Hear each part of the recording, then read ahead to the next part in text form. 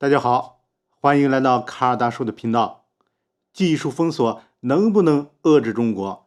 禁运光刻机能不能让中国造不出芯片？这件事儿似乎已经有明确结论了。法国《回声报》登出巴黎第一大学教授埃马纽埃尔·孔博的文章，题目就叫禁止对华出口光刻机，美欧将成最大输家。凤凰网、观察者网都转载了。一个法国学者在法国人自己的主流报纸上替中国算了一笔账，结论是这场光刻机禁令输得最惨的不是中国，而是美国和欧洲。这就很有意思了。今天我们就要深挖的是不是这篇文章说了什么，而是它背后的底层逻辑。为什么封锁会失效？为什么外部压力会变成创新发展的动力？我们先说历史，技术禁运这个东西，西方国家玩了几十年，而且曾经非常有效。1949年，美国牵头搞了一个巴黎统筹委员会，专门对社会主义阵营搞技术封锁，里面还专门设了一个中国委员会，对中国的禁运清单比对苏联还长。后来苏联解体，委员会解散，换了个马甲叫瓦森纳协定，接着玩。这套东西最成功的成绩就是苏联。1987年东芝事件，日本东芝偷偷卖给苏联几台精密机床，让苏联核潜艇的螺旋桨噪声大幅的下降。美国人暴跳如雷，逼着日本严惩东芝。美国为什么反应这么大呢？因为他们心里清楚，只要堵住技术流动的口子，苏联的电子工业就落后掉队。事实也确实如此。到最后呢，苏联的计算机水平落后西方10几年，一直到解体都没追上。所以你看，禁运本身不是问题，问题是禁运打在谁身上苏联为什么输了？苏联搞技术是实验室逻辑、军工逻辑，造出来装在导弹上，任务就完成了。它没有民用市场，没有消费者用购买行为投票，没有竞争对手逼着它更新迭代。技术离开了市场，就像庄稼离开土壤，很难活，很难有成果。当然，历史上也有相反的案例。拿破仑搞大陆封锁，禁止英国商品进入欧洲。按理说法国工业应该被英国甩开才对结果恰恰相反。经济学家里卡·尤哈里的研究发现，受封锁保护程度最高的法国地区，棉纺织的机械化反而越快。为什么？因为英国的廉价机器进不来了，法国商人只能靠自己造出来就有人买，买的人多了，技术就迭代了。你发现了没？封锁这个东西打在非市场经济身上是致命的，打在市场经济身上反而是促进催化作用。那中国属于哪一种？历史给过我们一次残酷的对照实验。1977年，中国搞出 GK3 型的光刻机。1985年，机电部45所的步进式光刻机被认为达到美国 GCA 公司 4800DSW 的水平。那时候我们跟世界最先进水平的差距只有4到7年。要知道，阿斯麦这家公司1984年才成立，然后呢，就有了那句著名的话：造不如买。80年代末，进口设备敞开供应，国产光刻机项目下马，公关队伍解散。193纳米的光源技术一停就是20年。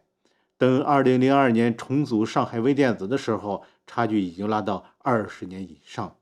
大家想想这个逻辑，不是中国人造不出来，而是当你能买到的时候，任何理性的企业家、决策者都不会做高风险的研发投入。阿斯麦的 EUV 研发花了20年，600多亿欧元，还要英特尔、台积电、三星3家凑钱才撑下来。你让中国企业去赌这个，赌赢了，客户也不一定敢用你的机器。晶圆厂的整条工艺线都是围绕阿斯麦设备调优的，谁敢拿良率开玩笑？这就是我说的市场死锁，没有客户用，设备就没法迭代，设备不迭代就更没有客户用，自由市场解不开这个死锁。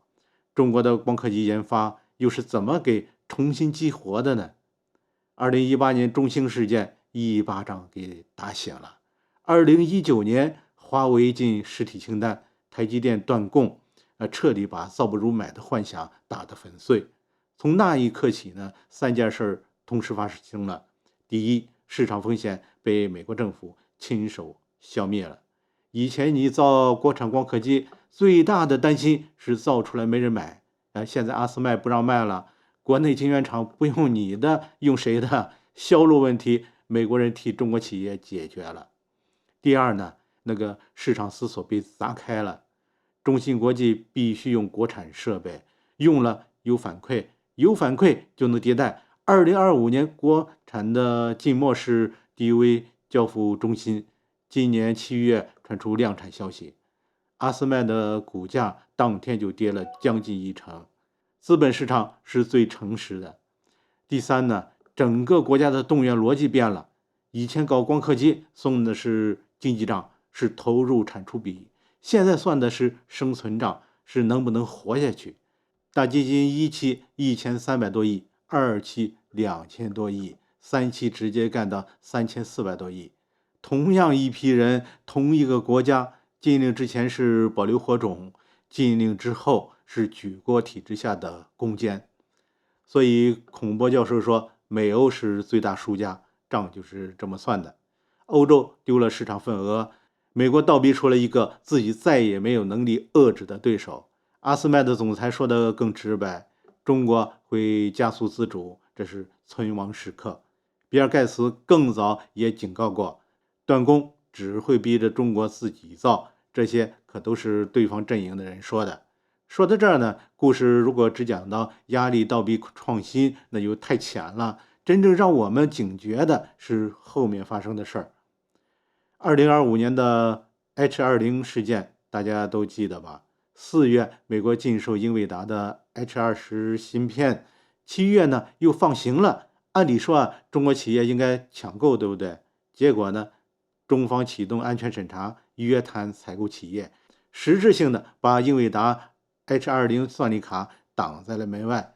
各位，这个动作意味深长，对手解除了压力，中国自己呢把压力装了回去。这说明什么？说明决策者已经非常清楚外部压力的价值。保护期内的国产替代比便宜的进口芯片重要100倍。我用一个词概括，叫压力管理。压力不再是要躲开的东西，而是要经营的东西。再看今年对日本的两用物项管制，1月6号公告，2月、6月各拉黑20家日本实体，三菱重工、川崎重工都上了榜。日本的报复也来得很快，4家光刻胶的大厂停接中国订单。8月1号第3轮的设备管制生效，专打先进封装。表面上看呢，这是高市早苗涉台言论引发的外交冲突，中国反击，日本报复，标准的升级螺旋。但你仔细观察报复的落点，光刻胶、封装设备，恰恰呢都是中国国产替代完成了7、8成，正处在工厂验证期的领域。打在这些地方，疼但不致命，而且每打一拳呢，都给国产替代腾出一块被锁死的市场。我们不能断言这一切都是设计好的，也许是巧合，也许是将计就计，但行为模式摆在那里。如果对手施加的压力恰好都是催化型而不是致命型的，如果每一次断供都精准落在差一点就够到的区间，那你就要问了，这到底是封锁还是陪练？而且日本这个对手选的也很合适，他是西方阵营里头反制能力有限又爱当出头鸟，没啥实力，又爱恶心人。敲打他呢有很多捎带的好处，而且中国手里还攥着稀土这张牌。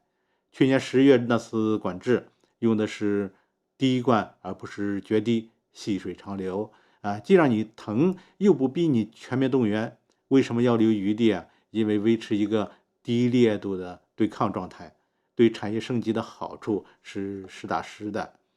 把视野再拉高一层呢，就是大战略了。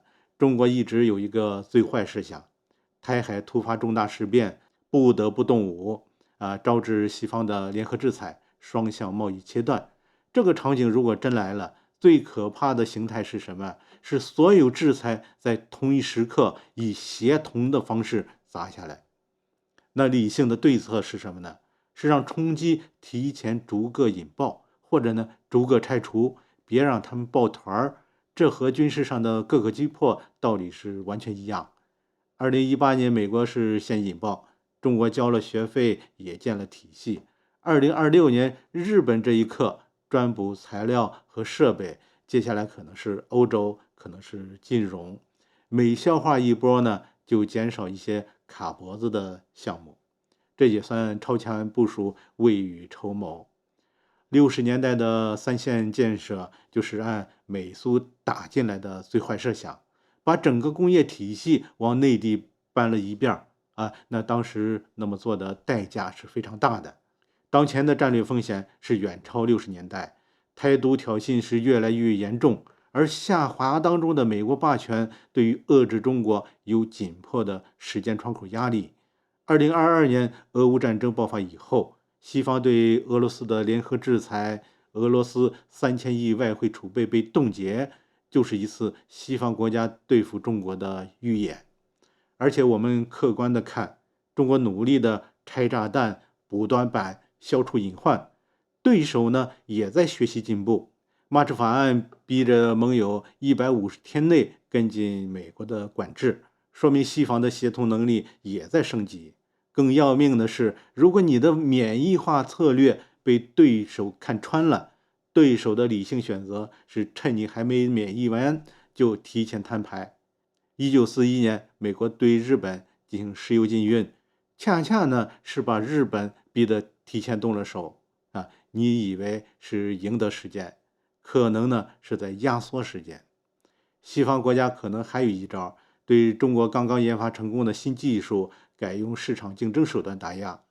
如果明年阿斯麦的 DUV 放行，EUV 续进，用便宜的成熟技术淹没中国市场，国产设备的市场可能被压缩，让你活着能用，但永远不够好，永远要输血。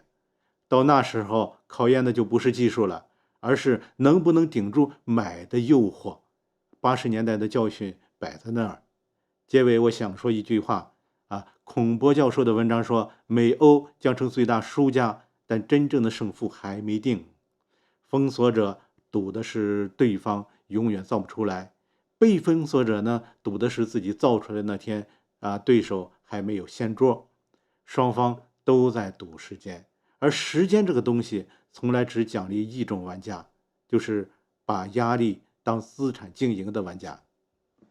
感谢观看今天的节目，欢迎留言交流，我们下期再见。